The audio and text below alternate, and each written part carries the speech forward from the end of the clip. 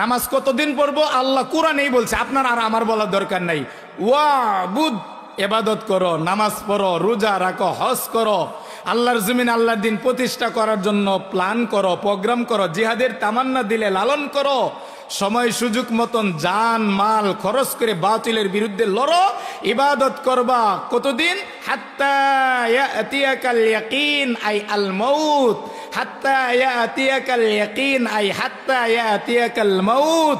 তাফসিরে মাযহারি, তাফসিরে কুরতুবী, তাফসিরে হক্কানিয়া, তাফসিরে মাবাহিস ফি উলুমুল কুরআন, তাফসিরে বয়ানুল কুরআন, বুরহানুল কুরআন, তাফসিরে জালালাইন, কামালাইন সহ এই পৃথিবীতে প্রায় 42টা তাফসিরের কিতাব, সবাই একমত পোষণ করেছেন মুফাসসিরিনে কেরাম, ইবাদত করতে হবে, নামাজ পড়তে হবে, রোজা রাখতে হবে, হজ করতে হবে, যাকাত দিতে হবে, জিহাদের তামান্না দিলের ভিতরে লালন করতে হবে, আল্লাহর জমিন আল্লাহর দিন প্রতিষ্ঠা করতে হবে। কতদিন পর্যন্ত? হাত্তা ইয়াতিয়াকাল ইয়াকিন আই হাত্তা ইয়াতিয়াকাল মউত, মৃত্যু বরণ করার আগ পর্যন্ত। চিল্লায় বলেন সুবহানাল্লাহ।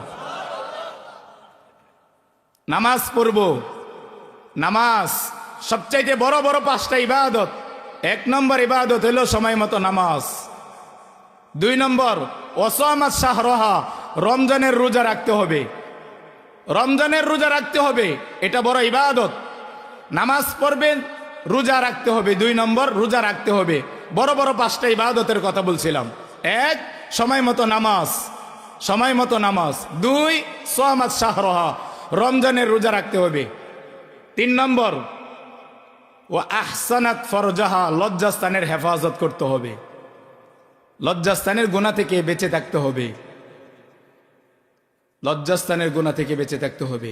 4 নম্বর অবিরুল ওয়ালিদাইন, মা বাবার খেদমত করতে হবে। 5 নম্বরের কথা বলবো না রেখে দিব? কথা কয় না, না আওয়াজ জোরে হয়েছে না, এটা বলা যাবে না। না থাক থাক, 5 ওয়াক্ত নামাজ পড়বেন, রমজানের রোজা রাখবেন, লজ্জাস্থানের হেফাজত করবেন, মা বাবার খেদমত করবেন। 5 নম্বরটা আর 3 মাস পরে কইলে হইব। ভাবসাব তো আপনাদের এরকম মনে হইতেছে, অথচ 5 নম্বরটা কিন্তু জরুরি। এই 4 নম্বরটার চাইতে 5 নম্বরটা সবচাইতে বেশি জরুরি। বলমু? কথা কয় না, জোরে কন। বলমু? রাগ করবেন না তো?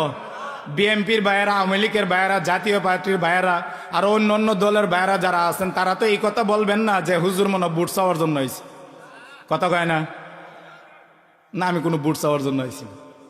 আমি উস্তাদকে সামনে রেখে বলছি, এই মুহূর্তে যদি আমার কথাটা ভুল হয় তাহলে আমার উস্তাদ দিয়ে ধরাই দিব, আমি সবার সামনে কানো ধরে মাপ চাই, আর বলবো না। আমি হাদিস পড়ছি এই জন্য বলতেছি।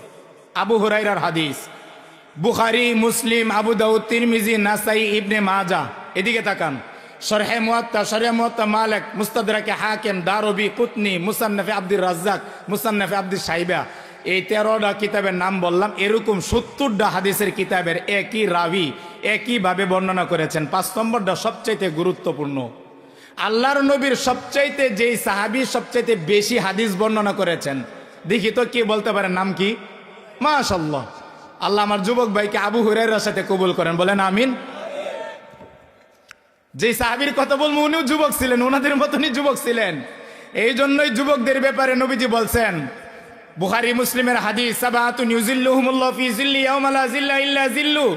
কাল কিয়ামতের ময়দানে আল্লাহ ওই দিন আরশের নিচে 7 শ্রেণীর লোকদেরকে আরশের নিচে আল্লাহ কুদরতি ভাবে ছায়া দিবে, যেই দিন আল্লাহর ছায়া ছাড়া অন্য কোনো ছায়া থাকবে না। তার ভিতরে একটা হলো যুবক, যে যৌবনকারে আল্লাহর ইবাদতে কাটাইছে। আল্লাহ যুবকদেরকে ইসলামের জন্য কবুল করেন, বলেন আমিন। আপনারা যারা মসজিদের সাথে সম্পৃক্ত আছেন তাদের কথাও আছে। নবীজি বলছেন, ওয়া রাজুলুন কলবু মুআল্লাকুম বিল মাসাজিদ, যার অন্তর মসজিদের সাথে লেগে থাকে তাকেও আল্লাহ আরশের নিচে ছায়া দিবে। সুবহানাল্লাহ কোন? আবু হুরায়রার হাদিস। 5 নম্বর বড় বড় ইবাদতের ভিতরে 1 নম্বর ইবাদত সময় মতো নামাজ, 2 নম্বর রমজানের রোজা রাখা, 3 নম্বর লজ্জাস্থানের হেফাজত করা, 4 নম্বর মা বাবার খেদমত করা, 5 নম্বর হাদিস শোনাই। আন আবি হুরায়রা রাদিয়াল্লাহু তাআলা আনহু আন্নাহু ক্বাল ক্বালা রাসূলুল্লাহ সাল্লাল্লাহু আলাইহি ওয়াসাল্লাম। আবু হুরায়রা রাদিয়াল্লাহু তাআলা আনহু আল্লাহর নবী থেকে হাদিস নকল করেন। মান মাতা, ভালো করে খেয়াল করে মনোযোগ সহকারে শুনেন। আমি এতক্ষণ পর্যন্ত যা আলোচনা করছি অথবা আরো যে সময়টুকু করমু, আপনার কোনো আলোচনা মুখস্থ করা মনে রাখার দরকার নাই। এই হাদিসের এবারটা তরজমাটা মুখস্থ করে যায়, আর কিছু লাগবে না। নবীজি বলেন, আবু হুরায়রা নকল করেন আল্লাহর নবী থেকে, মান মাতা, কোন ব্যক্তি নামাজ, রোজা, হজ, জাকাত, তাবলিগ, দান, সদকা, মসজিদ, মাদ্রাসা, খানকা, পীরগিরি, আরো যত ভালো ভালো কাজ আছে সব জীবনে করেছে, কিন্তু মান মাতা, মরা গেছে এমন অবস্থায়, লাম ইয়াগজু, কোনদিন তার দিলের ভিতরে জিহাদ করতে হবে এই তামান্না দিলে আসে নাই। ভুল বলতেছি নাকি উস্তাদজি সঠিক বলতেছি? উস্তাদজি আপনি মাথা লড়ায় বলেন, ওনার দিকে তাকায় বলেন, দেখেন আমি তো ভুল বলতেছি না। মান মাতা, কোন ব্যক্তি যদি এমন অবস্থায় মারা যায়, লাম ইয়াগজু, জিহাদ করে নাই, জিহাদের তামান্না দিলে লালন করে না। মান মাতা ওয়ালাম ইয়াগজু ওয়ালাম ইউজাহিদ ফি সাবিলিল্লাহ, আল্লাহ রাস্তায় জানমাল নিয়ে, জানমাল দিয়া জিহাদ করে না, জিহাদের তামান্না দিলে নাই, মাতা আলা শুবাতুম মিন নিফাক। এদিকে তাকান, কোন ব্যক্তি যদি যত ইবাদত আছে সব করেছে, কিন্তু তার দিলের ভিতরে আল্লাহর জমিনে আল্লাহর দিন প্রতিষ্ঠা করতে হবে এই কথা দিলে লালন করে না, জানমাল খরচ করে আল্লাহর রাস্তায় জিহাদ করতে হবে, বাতিলের বিরুদ্ধে লড়তে হবে, জিহাদ করতে হবে, জিহাদের তামান্না দিলের ভিতরে যদি না থাকে, নবীজি বলছেন, আমি না আমার কথা বিশ্বাস করেন না, হ্যাঁ হ্যাঁ হ্যাঁ হ্যাঁ ভাই, নবীজি বলছেন হাশরের ময়দানে আপনাকে নবী জিজ্ঞাসা করবেন, নবীজি জিজ্ঞাসা করবেন, মান মাতা ওয়ালাম ইয়াগজু ওয়ালাম ইউজাহিদ ফি সাবিলিল্লাহ, তুমি তো সব ইবাদত করছিলে আল্লাহর জমিনে যে আল্লাহর দিন প্রতিষ্ঠা করতে হবে, এই তামান্না তোমার দিলের ভিতরে আসিল কিনা? যদি এই তামান্না না থাকে, নবীজি বলেন, মাতা আলা শুবাতুম মিন নিফাক, তুমি কেমন জানি মুনাফিক অবস্থায় মারা যাবা। নাউজুবিল্লাহ, জোরে কোন নাউজুবিল্লাহ, নাউজুবিল্লাহ। এখন জিহাদ কি? আমাদের সমাজের মধ্যে জিহাদ বলতে আপনি আমাকে মারবেন আমি আপনাকে মারবো, বিষয়টা কিন্তু এরকম না। জিহাদ কি? জিহাদের জন্য শর্ত আছে। জিহাদ কি? জিহাদের জন্য হুকুম আছে।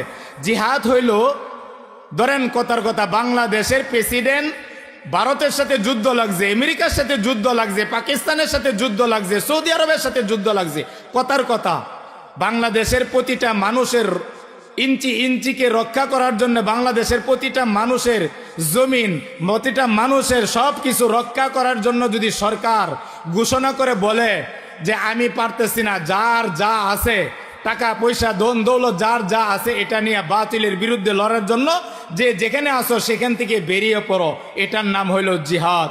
জিহাদ ঘোষণা করতে হবে আমি আর আপনি না।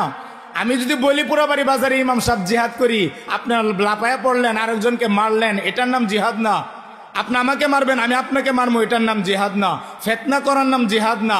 উল্টা পাল্টা বলা আর স্লোগান দেওয়ার নাম জিহাদ না। জিহাদ ইবাদত। জিহাদ সবচাইতে নবীর বড় ইবাদত। জিহাদ আল্লাহ রসুলের ইবাদত। জিহাদ আল্লাহ পাক রব্বুল আলামিন কুরআনুল কারীমের 500 আয়াতের উপরে নাজিল করেছেন। নামাজের কথা কুরআনুল কারীমে আল্লাহ 82 বার বলেছেন, হজের কথা বলেছেন, জাকাতের কথা বলেছেন, তাবলিগের কথা বলেছেন, আরো যত ইবাদত আছে সমস্ত ইবাদতের কথা বলেছেন। পার্সেন্টেজ দেখা গেলে কুরআনুল কারীমের 6666 আয়াত অনুযায়ী আপনি সর্বোচ্চ 500 আয়াতের উপরে আল্লাহ তাআলা কুরআনুল কারীমে আল্লাহর জমিনে আল্লাহর দিন প্রতিষ্ঠা করার জন্য জিহাদের হুকুম আল্লাহ নিজে 500 আয়াতের উপরে আল্লাহ তাআলা নাজিল করেছেন। সুবহানাল্লাহ। এই জন্য এটা তামান্না দিলের ভিতরে থাকতে হবে। বেশি কিছু বলবো না, এতটুকু বলবো, ওই যুবক কিছুদিন আগে শাহাদাতের তামান্না পেয়ালা পান করে গেছে। ওই যুবকের মতন একজন যুবক পুরো পৃথিবী কাঁপায় দিয়েছে যে সত্যিকার অর্থে ইসলাম প্রেম, দেশ প্রেম, জনগণের প্রেম, ইসলাম কি জিনিস এটা যুবক শাহাদাত বরণ করে দেখায় দিছে। কথা বলেন ঠিক কিনা? সম্মানিত উপস্থিতি, আমার সময় শেষের দিকে, আমি শেষের দিকে যাচ্ছি। 2 নম্বর, ইবাদত করব 2টা জিনিস মনে রেখে। 1, ইবাদত করতে গেলে আল্লাহর হুকুম আছে কিনা। 2, নবীজির তরিকা আছে কিনা। এদিকে তাকান, ওই যে হাজী সাহেব বৈশা রয়েছেন, ওই যে আমির সাহেব বৈশা আছেন, উমরা করে আছেন, বৈশা আছেন, জিজ্ঞাসা করেন যেই জায়গায় নবীজি হাদিস ভাষণ দিতেন, আরাফার ময়দানে নবীজি সাহাবাদেরকে রেখে বলে গেলেন, তারাকতু ফীকুম আমরাইন, আমি তোমাদের মাঝে 2টা জিনিস রেখে গেলাম। লান তাদিল্লু মা তামাসসাকতুম বিহিমা কিতাবাল্লাহি ওয়া সুন্নাত রাসূলি। এই 2টা জিনিসকে যতদিন পর্যন্ত কোনো ব্যক্তি মজবুতের সাথে আঁকড়ায় ধরবে, অর্থাৎ এই 2টা জিনিসে ফলো করে চলবে, তাকে পৃথিবীর কোনো ব্যক্তি তাকে গুমরা করতে পারবে না। এক, কিতাব আল্লাহ কোরআনে কারীম। দুই, সুন্নাত রাসূলি নবীজির সুন্নত। ইবাদত করব, মনে রাখবো ইবাদত করার জন্য আল্লাহর হুকুম নবীজির তরিকা আছে কিনা। ঠিক আছে তো ইনশাআল্লাহ? এদিকে তাকান, সূরা আল মাইদা 5 নম্বর সূরা 6 নম্বর পড়ার 5 নম্বর পৃষ্ঠার 14-15 নম্বর লাইনের সূরা মাইদার 2 নম্বর আয়াত। আল্লাহ তাআলা বলেন, ওয়া তাআওয়ানু আলাল বিররি ওয়াত তাকওয়া। হে মুমিন, হে মুসলিম, হে নবীর উম্মত, মনে রাখবা তোমরা একজন আরেকজনকে ভালো কাজে, নেক কাজে, তাকওয়ার কাজে একজন আরেকজনকে সাহায্য সহযোগিতা করবা। ওয়ালা তাআওয়ানু আলাল ইসমি ওয়াল উদওয়ান। সাবধান, গুনার কাজে, আল্লাহর নাফরমানির কাজে একজন আরেকজনকে সাহায্য সহযোগিতা করবা না। ওয়াত্তাকুল্লাহ, আল্লাহকে ভয় করো। ইন্নাল্লাহ শাদীদুল ইকাব, নিশ্চয় আল্লাহ শাস্তি অনেক কঠিন। বলেন, ভালো কাজে সাহায্য করার জন্য হুকুম কার? এদিকে তাকান, ভালো কাজে সাহায্য করার হুকুম কার? মসজিদ করা ভালো না খারাপ? জুড়ে বলেন। মাদ্রাসা করা ভালো না খারাপ? ওয়াজ মাহফিলে দান করা ভালো না খারাপ? এতিম অসহায় গরিবদেরকে দান করলে ভালো না সব? সব ভালো। নেকি আছে না নাই? ভালো না মন্দ? বলেন ভালো। বলেন কি ভালো? এখন এইদিকে তাকান, নাটক হইলে, হ্যাঁ মাত্র 2 জনে কইছে, নাটক হইলে টাকা দিলে ভালো না খারাপ? কথা কয় না? সিনেমা হইলে যদি কোনো বাউল শিল্পী এই কথা বলে যে মিনাল জিন্নাতি ওয়ান নাস, কুল আউযু বিরাব্বিন নাসন আছে, মালিকুন নাসন আছে, ইলাহিন নাসন আছে। যদি কেউ এই কথা বলে যে মালিকিন নাস, ইলাহিন নাস, মিন শারিল ওয়াসওয়াসিল খান্নাস, কোনো ব্যক্তি মুমিন তো দাবি করে, এক ওয়াক্ত নামাজ জীবনে পড়ুক আর না পড়ুক, কেউ যদি একবার শুধু আল্লাহকে বলে অথবা একবার জীবনে পড়ছে লা ইলাহা ইল্লাল্লাহ, এই ব্যক্তি কালিমা পড়ছে, মুমিন হয়েছে, এই ব্যক্তির মুখ দিয়ে কোনোদিন এই আউল ফাউল বদ কথা নিজের মুখ দিয়ে আসতে পারে না। আসতে পারে না, না না না, আসতে পারে না। তাদের হিসাব হবে হাসরের ময়দানে, হিসাব হবে, কঠিন হিসাব হবে। মুনাফিকদের চাইতে কঠিন হিসাব হবে। ইহুদি নাসারা খ্রিস্টান বেঈমান চাকমা বিদাতি, এদের চাইতেও কঠিন হিসাব হবে এদের। আউল ফাউল বাউল যারা কোরআন নিয়ে, হাদিস নিয়ে, আল্লাহ আল্লাহ রসুলকে নিয়ে যারা মজাক করে, এদের কঠিন হিসাব হবে। জোরে বলেন ঠিক কিনা? ইবাদত করতে হবে আল্লাহকে সন্তুষ্ট করার জন্য। আল্লাহ স্পষ্ট কোরআনে বলে দিয়েছেন, ওয়াবুদ, ইবাদত করবে। এই ইবাদত করবা, তুমি করো, তুমি মুসলিম, তোমাকে ইবাদত করতে হবে। তুমি মুমিন, তোমারই ইবাদত করতে হবে। তুমি আল্লাহকে মানছো, তোমারই ইবাদত করতে হবে। হাত্তা ইয়াতিয়াকাল ইয়াকিন আই আল মাউত। মুফাসসিরিনে কেরাম বলছেন ইবাদত করতে হবে মৃত্যু পর্যন্ত। বলেন কতদিন পর্যন্ত ইবাদত করতে হবে? কতদিন পর্যন্ত? মৃত্যু পর্যন্ত। কুরআনুল কারীমে স্পষ্ট আয়াত। কুল, হে নবী আপনি আপনার উম্মতকে বলেন, ইন্না সলাতি, তাদের নামাজ, ওয়া নুসুকি, তাদের কুরবানি, ওয়া মাহইয়ায়া, তাদের জিন্দেগি মৃত্যু, ওয়া মামাতি, তাদের হায়াতের জিন্দেগি মৃত্যুর জিন্দেগি, হায়াত মৌত, নামাজ, কুরবানি, যত ইবাদত আছে লিল্লাহি রাব্বিল আলামিন। কার জন্য? জোরে বলেন কার জন্য? আল্লাহর ইবাদত করতে হবে আল্লাহর তরিকা অনুযায়ী। আল্লাহ যেভাবে বলছেন সেভাবে, নবীর তরিকা অনুযায়ী। মন গড়া মতন করলে চলবে? বলেন মন গড়া মতো করলে চলবে না। 5টা ইবাদতের কথা বললাম। আর 9 শ্রেণীর মুসলমানদের জন্য সুসংবাদ। 1, যারা তওবা করে, তওবা করলে আল্লাহ পাক রব্বুল আলামিন তাদের গুনাহ মাফ করে দেন। তবে তওবা করতে হবে 3টা গুনাহ ছেড়ে দিয়ে।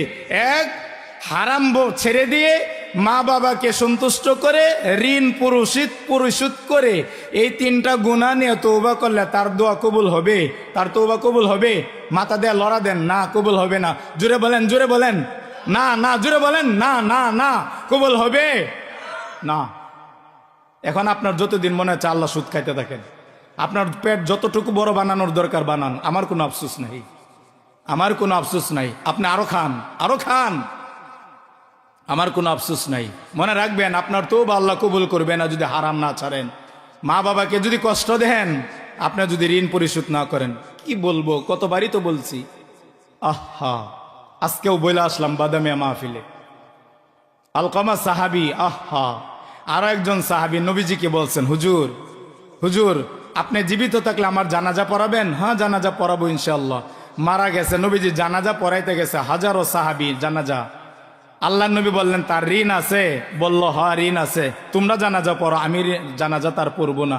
মিথ্যা বললাম নাকি হাদিসের ঘটনা? কথা বলেন না কেন? হাদিসের ঘটনা। এই জন্য ভাই ঋণ নিয়ে মারা যাবেন না, ভয়াবহ অবস্থা হবে। এদিকে তাকান, এই যে দেখেন খাতাটা দেখেন, আমি লড়ছি। যে ব্যক্তি 1 টাকা চাইরে না পয়সা কোনো ব্যক্তি ঋণ নিয়ে মারা যাবে, যে ব্যক্তির কাছে ঋণ নিছে ওই ব্যক্তি মারা যাওয়ার আগ পর্যন্ত, ওই ব্যক্তি মাফ করার আগ পর্যন্ত আপনার আমল নামা আল্লাহর কাছে যাওয়ার আগ পর্যন্ত এভাবে ঝুলতে থাকবে, আল্লাহর কাছে যাবে না। ঋণ নিয়ে মারা যাবেন না। আল্লাহ আমাদেরকে বুঝার তৌফিক দান করুন। 9 শ্রেণীর মুসলমানদের জন্য সুসংবাদ, সংক্ষিপ্ত শেষ করছি। 1, আত্তাইবুন, যারা তওবা করে সব সময়। 2, আল আবিদুন, যারা ইবাদত করে আল্লাহর সন্তুষ্টির জন্য। 3, আল হামিদুন, যারা সব সময় প্রশংসা করে কার? আল্লাহর। 4 নম্বর আস-সাইহুন, যারা সব সময় শুকরিয়া আদায় করে আল্লাহর। 4 নম্বর। আর 5 নম্বর আর রাকিউন, যারা রুকু করে। আস-সাজিদুন, যারা সেজদা করে। আল আমিরুনা বিল মারুফ, 7 নম্বর, যারা সৎ কাজের আদেশ করে। ওয়ান্নাহুনা আনিল মুনকার, 8 নম্বর, যারা অসৎ কাজের নিষেধ করে। ওয়াল হাফিজুন আলি হুদুদিল্লাহ, যারা আল্লাহর সীমানা রক্ষা করে। এই 9 নম্বর। আবারও বলছি, 9 শ্রেণীর মুমিনদের জন্য আল্লাহ তাআলা সুসংবাদ রাখছেন। 1, যারা তওবা করে। 2, সাধ্য অনুযায়ী যারা ইবাদত করে। 3, যারা সব সময় আল্লাহর প্রশংসা করে। 4, যারা সব সময় আল্লাহর শুকরিয়া আদায় করে। 5, সব সময় যারা রুকু করে। 6, যারা আল্লাহর সেজদা দেয়।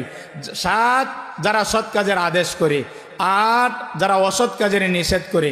9, যারা আল্লাহর সীমানা রক্ষা করে। আল্লাহ রসুল সাল্লাল্লাহু আলাইহি ওয়াসাল্লামকে আল্লাহ বলেন, হে নবী, ওয়াবাশশিরিল মুমিনিন, এই মুমিনদেরকে সুসংবাদ দেন। সুবহানাল্লাহ কোন? তা কোন মুমিনদেরকে সুসংবাদ? যেই মুমিনরা কি তওবা করে না, যারা তওবা করে না? কথা কয় না? যারা ইবাদত করে তাদের জন্য সুসংবাদ, না যারা ইবাদত করে না তাদের জন্য? কথা বলেন না কেন? যারা ইবাদত করে না তাদের জন্য কোনো সুসংবাদ আছে? না, তাদের জন্য কোনো সুসংবাদ নাই। সম্মানিত উপস্থিতি, সত্যিকার অর্থে ইমানদার কারা? এতক্ষণ তো মুমিনদের জন্য সুসংবাদ, 9 শ্রেণীর মুমিনদের জন্য সুসংবাদের কথা বললাম। এখন শুনেন সত্যিকার অর্থে ইমানদার কারা। আল্লাহ তাআলা বলেন, ইন্নামাল মুমিনুনা আল্লাযীনা ইযা যুকিরাল্লাহু ওয়াজিলাত কুলুবুহুম ওয়া ইযা তুলিয়াত আলাইহিম আয়াতুহু যাদাতুহুম ঈমানা ওয়া আলা রাব্বিহিম ইয়াতাওয়াক্কালুন আল্লাযীনা ইউকিমুনাস সালাতা ওয়া মিম্মা রাযাকনাহুম ইউনফিকুন। আল্লাহ পাক রব্বুল আলামিন বলেন, সূরা আনফাল 8 নম্বর সূরা, 9 নম্বর পারার 16 নম্বর পৃষ্ঠার 5 নম্বর 6 নম্বর লাইনের 7, 8 নম্বর, 2 নম্বর, 3 নম্বর, 4 নম্বর আয়াত। সূরা আনফালের 2 নম্বর, 3 নম্বর, 4 নম্বর আয়াত। আল্লাহ তাআলা বলেন, ইন্নামাল মুমিনুনা আল্লাযীনা ইযা যুকিরাল্লাহু ওয়াজিলাত কুলুবুহুম, সত্যিকার ইমানদার কারা? 1 নম্বর, তাদের সামনে যখন আল্লাহর নাম নেওয়া হয় তখন আল্লাহ তাআলার ভয়ে তাদের দিল, তাদের অন্তর কেঁপে ওঠে। অর্থাৎ পরকালের জন্য দিল তৈরি হয়, আমলের জন্য দিল তৈরি হয়, গুনাহ ছাড়ার মন মানসিকতা যাদের তৈরি হয়, সত্যিকার ইমানদার 1 নম্বর তারা। 2 নম্বর, ওয়া ইযা তুলিয়াত আলাইহিম আয়াতু যাদাতুহুম ঈমানা, 2 নম্বর, যখন তাদের সামনে কোরআনের আয়াত তেলাওয়াত করা হয় তখন আল্লাহর প্রতি আল্লাহ তাদের ঈমান বেড়ে যায়। তাদের আল্লাহর প্রতি কি বেড়ে যায়? ঈমান বেড়ে যায়। এটা 2 নম্বর সত্যিকার মুমিনদের আলামত। 3 নম্বর, ওয়া আলা রাব্বিহিম ইয়াতাওয়াক্কালুন, যারা সর্ব অবস্থায়, সুখে দুঃখে, বিপদে মুসিবতে, কষ্টে, যখন যে অবস্থায় থাকে তখন তারা ভরসা করে কার প্রতি? জুড়ে বলেন কার প্রতি? আমরা ভরসা করব কার প্রতি? আল্লাহর প্রতি। 3 নম্বর। 4 নম্বর, আল্লাযীনা ইউকিমুনাস সালাহ, যারা নামাজ কায়েম করে। এদিকে তাকান, নামাজ পড়ে এই কথা বলছে নাকি আল্লাযীনা ইউকিমুনাস সালাহ, যারা নামাজ প্রতিষ্ঠা করে? বলেন, প্রতিষ্ঠা করে। প্রতিষ্ঠাটা কি?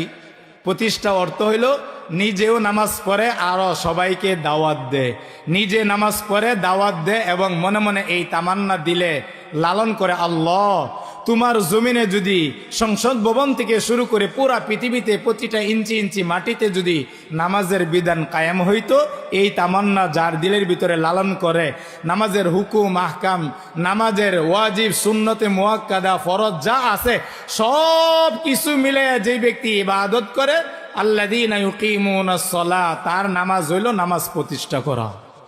নামাজ প্রতিষ্ঠা করার কথা বলছি। এখানে আল্লাহ বলতে পারতেন আল্লাযীনা আদাইতুস সালাহ, যারা নিজেরা নামাজ পড়ে। আল্লাহ এই কথাটা বলেন নাই, এই শব্দ আল্লাহ ব্যবহার করেন নাই। মুফাসসিরিনে কেরাম বললেন কুরআনুল কারীমে যত জায়গায় কেউ বলেছেন, মুফাসসিরিনের ভিতরে ৮২ বার আল্লাহ বলছেন নামাজ কায়েম করা। নামাজ কায়েম করার অর্থ হইল নামাজের ফরজ সুন্নত ওয়াজিব সুন্নতে মুআক্কাদা সহ নামাজের দিলের ভিতরে তামান্না নিজে পড়া, দাওয়াত দেওয়া এবং নামাজ যত আল্লাহর জমিনে যেন আল্লাহ যেন প্রতিষ্ঠা হয়, এই তামান্না দিলের ভিতরে লালন করার নাম হইল নামাজ প্রতিষ্ঠা করা। বুঝে আসছে ভাই? আল্লাযীনা ইউকিমুনাস সালাহ, সত্যিকার ইমানদার কারা? যারা নামাজ কায়েম করে তারা।